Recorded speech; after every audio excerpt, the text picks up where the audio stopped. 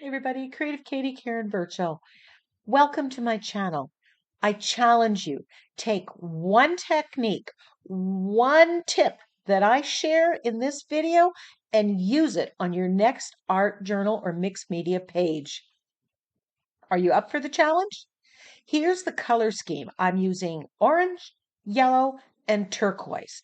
And I don't have to worry about mixing mud and getting an off color by mixing that orange and that turquoise because I'm going to use collage papers for my base colors. I keep my collage papers half sheets and smaller in these plastic pouches. They measure 10 inches by about 7. I love them. I buy them. I've bought them so many times. I also keep my stamps and other mixed media stuff in these envelopes. I'll put them in the video in the description box below. So when you're using collage papers, you need to spend a little time and pull them out and put them together, see how they go. I'm looking for inspiration. I want ones that have similar colors that work well together. I really don't have an end idea about where I'm going with this. My color scheme comes later down the road. I'll indicate when that is. So I'm thinking I'm going to pick some yellows and oranges. Then I'm thinking, oh, well, this one has green. So what if I add some green into that? Well, now the turquoise one doesn't work, but this works. I like the orange. Oh, this one, that's too bright of a yellow. And I just play with the collage papers. This does take a little bit of time, but stick with it. When you come across something that works together, go with it. So right now I'm thinking I'm going to go with these yellow, a little bit orange and green. And I start ripping up the collage papers. Again, there is no right or wrong. There's just what feels right in the moment. You kind of have to trust your instincts with that. I want to layer up these pieces. I want to have a variety of these colors and make an interesting background. That's my goal. And as always, when I put a collage background, I never know how much of this background is actually going to show through at the end. Now, you're right. I've kind of changed it. I have the orange and the yellow, and then I grab this piece. And I love how that turquoise on this piece really pops.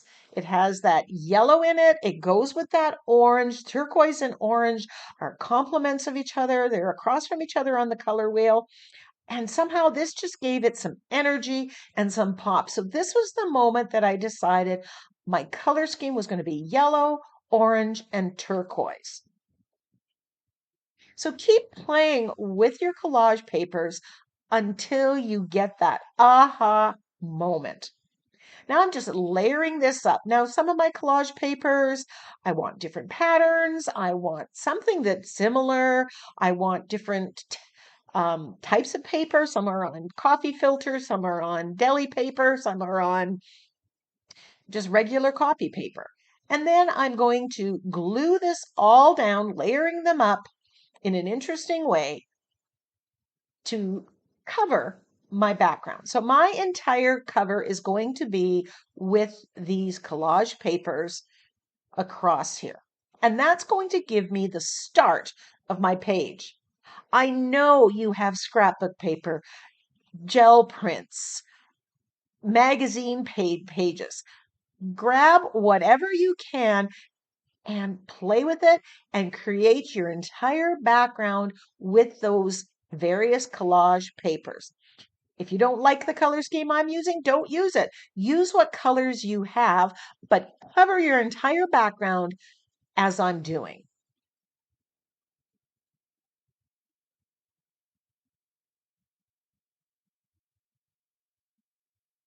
Right now I'm using gel medium in a matte finish to cover this up.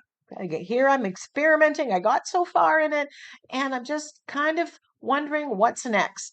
Remember that tissue paper that I had before that I just cut out when I was going green? But I remembered it, and now it fits in perfectly. And who am I kidding? I love putting dots on my background. I've got a lot going on in this background. My goal, again, is just to cover up every bit of it, or as much as possible. There's a little bit of white space in between. So I'm just adding this tissue paper. I've got lots of it. Now I'm using my gel prints and collage papers that are half a sheet or smaller from the plastic bin. If I want it a larger piece because I want it more of a certain collage paper, I have full sheets of collage papers in my filing cabinet. Now, because I'm going with that teal, I went through my teal envelope as well, and I found a couple pieces just to add a little bit more solid teal. So here's the color wheel. Here's where we are with the teal, and there are the yellows and orange right across the color wheel. That tells you they're going to really sing together. They're going to add a lot of vibrancy to that page, and I'm loving it. Now, the reason I am shading or edging my page, which is a finishing step, I'm doing it now, it's because I don't know what to do next. So I'm biding my time. I'm buying some time here, and I'm just framing it, adding that little bit of black while I think, okay, now what do I want to do? And I'm loving how that black really looks on it. So I'm going to add a little bit more black and white for contrast on with those bright colors. So these are my DIY foam stamps that I created, and I will link that video in the I box at the end of the video and down below if I remember. And here I pulled out two, and I'm putting on black acrylic paint and just stamping on here. Now I'm kind of going across. This is how I'm melding all those different papers that are below. This is kind of going on top, and you are going to stop seeing the seams of every little different paper. It's going to work it together. After I add the black and dry that, I'm adding white with my brayer and stamping with this stamp. Now, right off the bat, I'm thinking I like the white, but this stamp, the scale of it is a little bit too large. But I keep going, figure I'll solve that problem later because I know I'm not done. And just like choosing those collage papers, you kind of need to follow your instinct. You pick the ones that make you go, yes, that's it. With the background, you know you're done. It'll come to you. I'm doing a little bit of stamping. This is a number stamp. I'm just adding a little bit of black and a little bit of interest to the background. I just love this background. It's bright. I don't often use yellow and orange. I got to admit that I'm loving this today. Then I want to add more contrast, and I want to kind of knock back those big X's. So I am stenciling the stitched stenciling on top of the white, and that's pushing the white back further into the background, and that's making me really happy.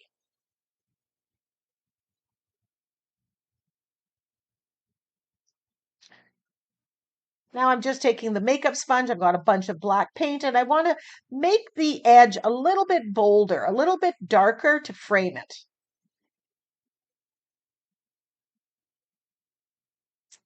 What do you think of the background? All it is ripped paper and a few stamps. So now I want to start building my focal image, and I'm going to add a design element using these cards. Now I saved these. This came with something I bought, and I saved these tags to use in my art, but today I'm going to use them as a tracer. I am just going to trace this rectangular shape with these rounded corners, put three across, and I'm going to build a design element into my background, build up my focal image this way. Now I'm tracing this with my Stabilo All pencil.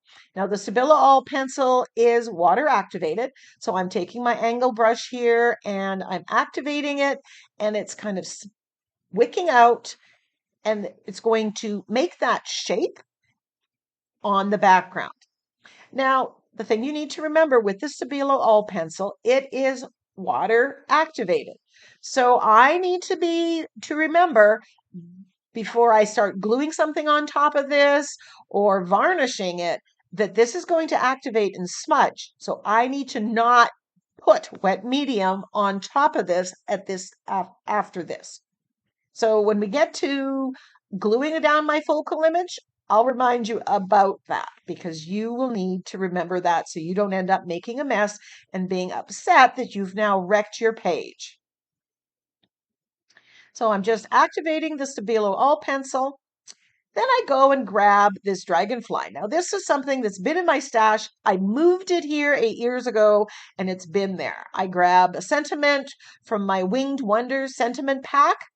Again, these are leftovers that I have around. So my goal today was to use things that I have that are within easy reach. I love the saying, dragonflies appear when loved ones are near. I really do believe that. And, having dealt with my father's passing this year, this is just all the more meaningful to me. Now, I wanted to add a little bit more of that turquoise to my background. So I am shading around that rectangular shape with the turquoise paint. So I've got the black there from the Stabilo All pencil. And now I'm just adding this turquoise. I want that color to be a little bit more predominant. I'm going to leave the dragonfly black and white, so I just wanted to add a little bit more solid color in the background, and that was my fix. Now, those blue dots that were on that one tissue paper, turquoise dots, I really liked, but I needed it or wanted it in some areas, so I grabbed that stamp, put on turquoise paint, and stamped. Now I cut apart my sentiment here and I'm gluing it down with my fluid matte medium. And I put it in one of those rectangular shapes and the other two I'm going to put the dragonfly on. Now here I'm putting the wet matte medium on the back of the dragonfly and I'm being mindful that I don't put the brush wherever the Stabilo All pencil is. I do not want to pick up that black and smudge all over my white and black focal image. Now, this stencil I recently rediscovered. It's one that I've had in my stash forever, but I used it on a recent page, fell in love with it, and now I'm using it to make a border. I'm just lining it up using black acrylic paint and just adding those straight lines up and down on the top and the bottom.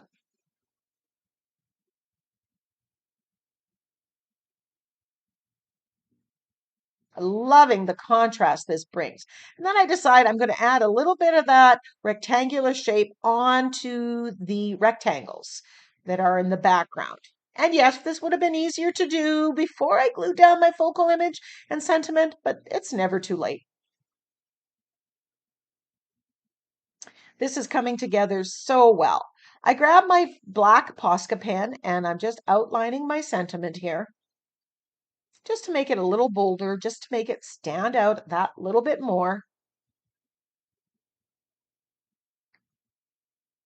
And then I'm outlining the rectangular shapes. Again, I want to make these shapes stand out, have a little bit more predominance on the page, stand out from the background, even though they really are just the background. And then I decide to add some white as well. And again, this makes it stand out even more. Would you have left it black or would you have added the white like I did? I do admit I was having a little bit of a struggle with my Posca pen. I think it's almost out of ink, so it was running dry a little bit. So I'm touching up, trying to get it a little bit more opaque.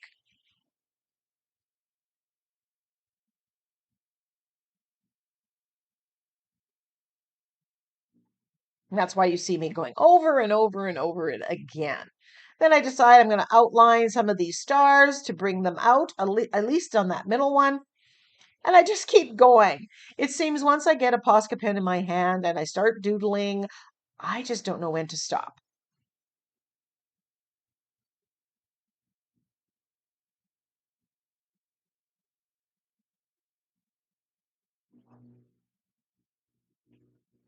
Do you doodle on your pages?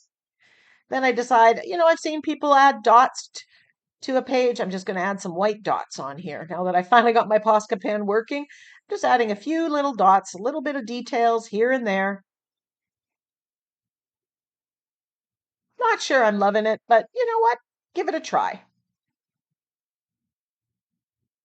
So we're coming to the end of the video. Was there something here that you haven't done before? Is there something in this video that you are going to try? I hope you love it as much as I do. Get out your gel prints, get out those collage papers, use this color scheme, set up the focal image with some shapes behind it. You pick what you're going to use out of this video, and then come and share it on my Facebook group. Until next time, go get creative.